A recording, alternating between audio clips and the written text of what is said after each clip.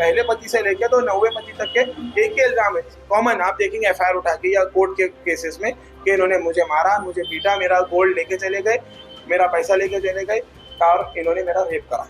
ये ऐसे लोगों को टारगेट करती है और खास करके जिनकी ऑलरेडी शादी है, बड़े बड़े बाल बच्चे हैं। शादी के बाद 1 महीने के अंदर उसने मेरे पे झूठे केस डालना चालू किए। सबसे पहले रिलेशन खत्म करके वो हमको अकेला कर देती है ताकि उसको आसान शिकार बनाया जा सके।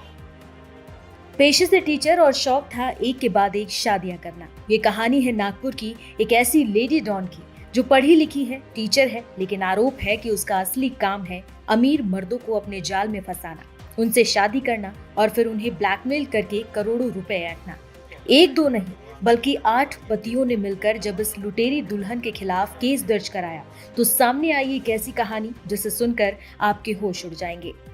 नागपुर के गिट्टी दान पुलिस थाने में जब 8 लोग एक साथ पहुंचे और सबने कहा कि वो एक ही महिला के पति हैं, तो पुलिस भी चकरा गई। ये महिला कोई और नहीं बल्कि एक उच्च शिक्षित टीचर है, लेकिन उसके पतियों का आरोप है कि ये टीचर का नकाब पहने एक शातिर अपराधी है जो पिछले 15 सालों से कई युवकों को ठग चुकी है।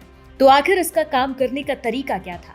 इसका निशाना होते थे मुस्लिम समुदाय के अमीर और पहले से शादीशुदा युवक। ये उन लोगों को चुनती थी जो समाज में बदनामी के डर से आसानी से ब्लैकमेल हो सकते हैं। पहला कदम शादी.com या फेसबुक पर अमीर प्रोफाइल ढूंढकर उन्हें फ्रेंड रिक्वेस्ट भेजना।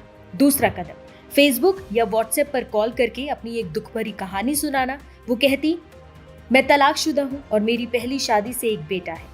इस झूठी कहानी से वो युवकों का भरोसा जीत लेती थी।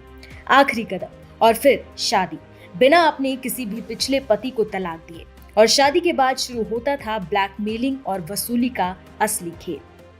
ये ऐसे लोगों को टारगेट करती है और खास करके जिनकी ऑलरेडी शादी है, बड़े बड़े बाल बच्चे हैं, वो इसलिए कि वो कमजोर होता है और उसके साथ में एक सेकंड बीबी का या लवर का एक प्राइवेट एक फैक्टर तैयार करती है और वहां से उसके परिवार पर टारगेट करती है ताकि वो जो शिकार है जल्दी से शिकार हो जाए। ये इसकी मोडस ऑपरेंडी है। मेरे साथ भी सब यही हुआ है। मेरे साथ शादी हुई उसकी, शादी के बाद 1 महीने के अंदर उसने मेरे पे झूठे केस डालना चालू किए। उसका गोल्ड लेके भागा, 498 का केस मेरे पे हुआ। ये केस से मेरे को परेशान करते करते मेरे से बहुत सारे उसने पैसे ऐंठ ली। फिर बाद में मैंने परेशान होकर उससे अलग हो गया, डाइवोर्स दे दिया। फिर भी वो केसेस इतना चालू था, गुंडों से धमकाना। मेरे को तो मारे 2-3 बार मारे लोगों ने उसके। क्यों मारे? कैसे, कौन लोग थे, कैसे मारे आपको, क्या? वो कैसा, मेरी उसकी केस चालू थी कोर्ट में, तो वो केस पीछे लेने के लिए भी मेरे को 2 से 3 बार, मैं 2 व्हीलर से जा रहा था ना, तो मेरे को रोक के मारे उन्होंने। तो मैं कंप्लेंट करने जरीपट्टा पुलिस स्टेशन में भी गया था, वहां पे भी कंप्लेंट किया था फिर मैंने उसकी। मेरे साथ भी यही हुआ। मेरी जो फर्स्ट वाइफ थी वो भोपाल की थी। उसके बाद उन्होंने ये मेरे को बोला कि हम सेकंड वाइफ आपके साथ बन के रहना चाहते हैं। सेकंड वाइफ के बाद शादी होने के बाद उन्होंने मुझे पहला कॉल ये करा वहाँ यहाँ की समीरा ने कि मुझे औरंगाबाद में एक घर, नागपुर में एक घर और 50 लाख दे दो वरना मैं आपके ऊपर रेप का केस करूँगा। और किया। और ये हिंदुस्तान का प्रोविजन नहीं है कि कोई वाइफ हस्बैंड के ऊपर रेप का केस डाल सकती है। आप सोचो कैसा केस हुआ। यानी wife can't file rape case against husbands, ये लॉ है हिंदुस्तान का। तो उसके ऊपर भी उन्होंने किया और उसके बाद भी ब्लैकमेलिंग 50 लाख 2 लाख मेरे को तो कम से कम मेरा इतना बड़ा नुकसान नहीं हुआ, 12 से 15 लाख रुपए मेरे से लिए गए। वो भी अलग हिस्सों में। ऐसा वन टाइम में नहीं हुआ क्योंकि मैं उससे छुटकारा पाने तक के 6 से 8 महीने मुझे लग गए और मैंने ही पहला शख्स हूँ जो उसके ये पूरी हरकतों को मीडिया के सामने और इस केस में लाके मैं फर्स्ट एफआईआर उसके ऊपर किया था। उसकी जो गुंडों से ताल्लुकात है, ड्रग्स से ताल्लुकात है, क्या है, क्या उसके साथ में? ये एक पूरा एक शेड्यूल और एक बहुत सिस्टमेटिक तरीके से एक सिंडिकेट चल रहा है।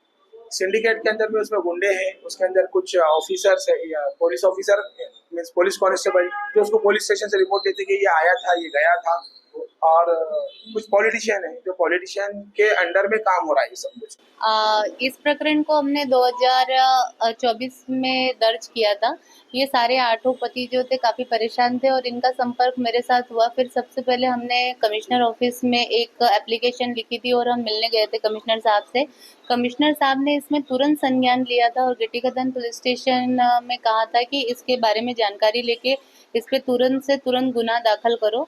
उस हिसाब से हम गिटी खदान पुलिस स्टेशन गए थे, तब कालेकर साहब वहाँ पे थे। कालेकर साहब ने ये प्रकरण देखा, सुना और उसके ऊपर तुरंत गुनाह दाखिल किया गया। गुनाह दाखिल होने के बाद इस लुटेरी दुल्हन को पकड़ने के सतत प्रयत्न किए गए। इस लुटेरी दुल्हन का जो मोडस ऑपरेंडी है वो इस तरह से होता है कि इसके जो टारगेट होते हैं वो शादीशुदा आदमी होते हैं, जिनका ऑलरेडी शादी है, बच्चे हैं। ऐसे ही लोगों को ये अपने प्रेम के जाल में फंसाती है। प्रेम के जाल में फंसाने के बाद उनको प्रताड़नाएं देती है, साथ ही साथ उसके घर वालों को भी प्रताड़ना देती है, जिससे विवश होकर उसके आगे घुटने टेकने के अलावा उस पीड़ित पति के पास कोई दूसरा रास्ता नहीं बचता है। इसी तरह से इसने हर पति के साथ किया हुआ है। आरोप है कि ये कानूनी दांवपेच का फायदा उठाकर अपने पतियों पर झूठे केस करती थी या सीधे सीधे ब्लैकमेल करती थी। किसी से 15 लाख तो किसी से 50 लाख नकद या बैंक ट्रांसफर के जरिए इसने करोड़ों रुपए वसूले। इसका जाल इतना बड़ा था कि इसने रिजर्व बैंक के सीनियर अधिकारियों तक को अपना शिकार बना रखा था। आरोप ये है कि वो गुंडों के एक गिरोह से भी जुड़ी हुई है, लेकिन कानून के हाथ आखिर कब तक खाली रहते।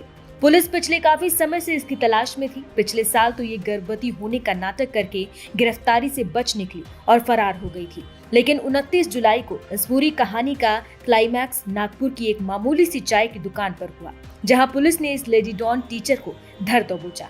ये कहानी सिर्फ एक शातिर अपराधी की नहीं, बल्कि ऑनलाइन दुनिया के उन खतरों को भी उजागर करती है, जहां एक फ्रेंड रिक्वेस्ट आपकी पूरी जिंदगी तबाह कर सकती है।